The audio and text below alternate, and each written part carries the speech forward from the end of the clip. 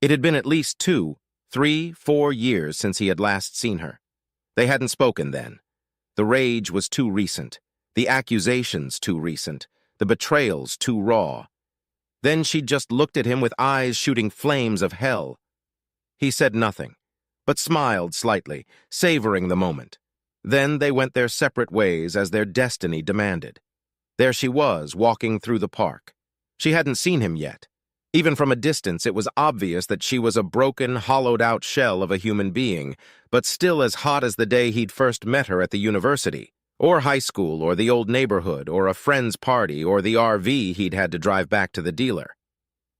Of course, that was back when he was just starting out as a simple locksmith, or carpenter, or car salesman, or a guy who builds quality houses, or a Ford Mustang aficionado, or an IT guy who focused on security and had access to all kinds of cool surveillance equipment, or a self-employed business owner who managed to hide the ownership of that company in a group of shell corporations in the Cayman Islands that no one knew about, or when he was just being trained as a SWAT sniper who could barely contain himself back then, she was just a secretary or a real estate agent. That had to be his clue. Almost every secretary he'd ever read about slept with her boss on trips out of town, and every female real estate agent seemed to have a cocky salesman in her unsuspecting husband's marital bed when she really should have been showing houses. But he was young and stupid then. He didn't know the signs, like the one that no one who is an executive takes a secretary on a business trip. Ever. And for a female real estate agent, her commissions should have been much higher than they were for all the time she had to sell houses, especially since the real estate market has been so hot in recent years. But wisdom comes too late, as they say, useless. She saw him and approached with a sad smile. "You look good," she said. He knew it. He had lost 30 pounds of fat and replaced it with 20 pounds of muscle. These days, he spent his time at the gym in a garment of cotton tights. His firm quadriceps and buttocks had women enthralled at first sight, and now quarters could bounce off his well-developed pecs and abs. The girls in his post-divorce two-legged harem certainly would. "You look like a broken, guilt-ridden shell of a bitch who ruined the only good thing she had in her life, all for a shadowy existence of meaningless deception motivated by a base desire for meaningless sex outside the sacred bonds of matrimony with your ex-boyfriend that you never got over," he told her. "And/or some girl or girls," he added. "I know," she said. "I'm racked with guilt. This is my punishment." "I know," he said. They fell silent.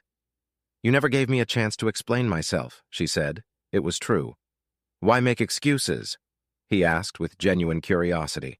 "I had to," she replied.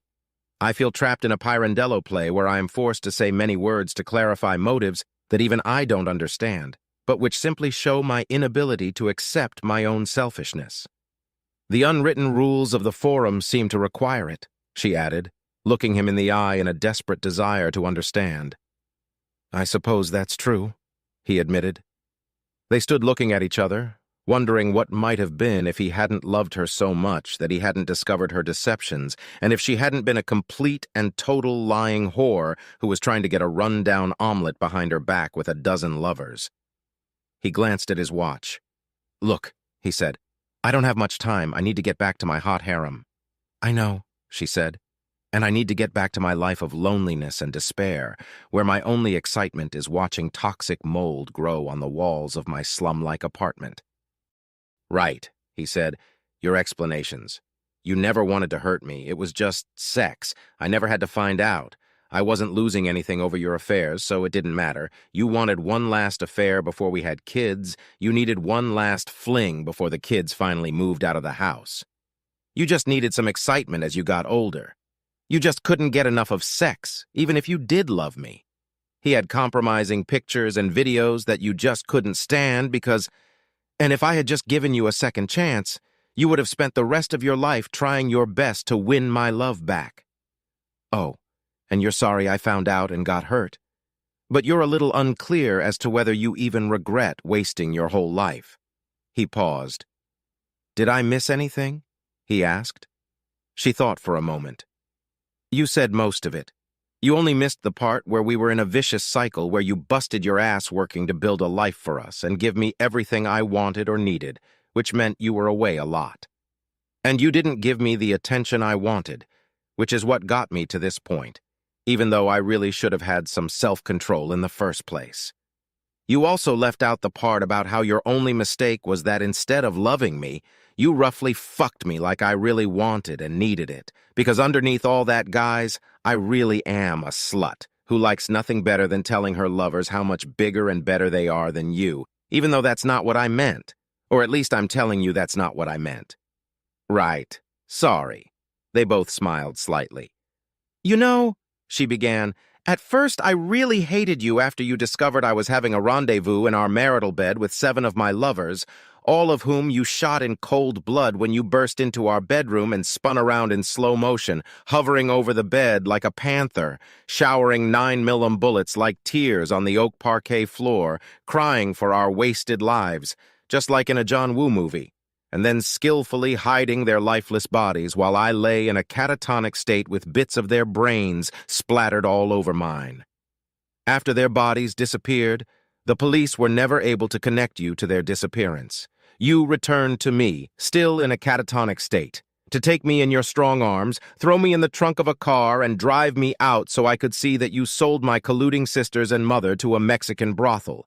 And then you sold me to Somali pirates who performed female genital mutilation on me with a rusty razor and without anesthesia, which is really quite unpleasant and painful, and then you cleaned out our bank and retirement accounts using a power of attorney that I had long forgotten about. Or forged them. She frowned concentratedly. Or did you clear our accounts before you found us? Before, he said. But then I laundered the money so your lawyer didn't find anything. Right. Anyway, I'm over all that now. I've completely forgiven you. That's good, he said. Internalizing anger leads to heart disease. Scientists have done studies. I know, she said. They looked at each other in silence again. She frowned. I think you have something to say, she reminded him. What? About trust. He looked at her dully. You know, she prompted, about how without trust there's nothing? That? Oh, yeah, he agreed embarrassedly. Thank you. Well, it's true. Without trust, there's nothing. She thought for a moment. What if you could trust me again? Do you think I could fool you again? You know you can trust. I don't think that would happen. Good, she said with a sigh as her shoulders slumped. After another moment, she looked at him hopefully. Is there any chance you could forgive me? He allowed himself to be shocked. It was necessary. You mean just forget everything? Get back together again just like that? Get married again so that once more I can make my money, which would have grown exponentially after the divorce while you cheat on me again? You want me to act like I'll ever be able to trust you again? Is that what you mean? Are you really talking such nonsense? Yes, that's what I mean. And yes, I suppose it's really delusional. We're talking about it, aren't we? I could be, he thought. After all, he had loved her once. He had loved her helplessly, hopelessly, deeply. His current harem gave him amazing sex, but no real emotional fulfillment, and many, it seemed, would see such a scenario as a serious possibility and couldn't condemn it. Could he? Hell no, no, no. I know, she said. Still, I thought I'd ask. She thought for a moment. Did you ever think we could at least be friends? He thought about it. Would you let me beat you up on you publicly to show my contempt for you? And give me the names of all your surviving ex-lovers so I can hunt down the ones I couldn't find and brutally beat them nearly to death one last time so I can finish the job now? She smiled coquettishly. If that's what it takes to rebuild a relationship, she said, looking at him with a slight wistfulness. Maybe we could have coffee, he said, shrugging. Of course, I'd have to pour it in your face while it's hot while I scream at you with all my still-burning rage. It's a date, she said with a wide smile, exposing her rotting teeth. With that, they parted again and plunged into their all-too-mundane future.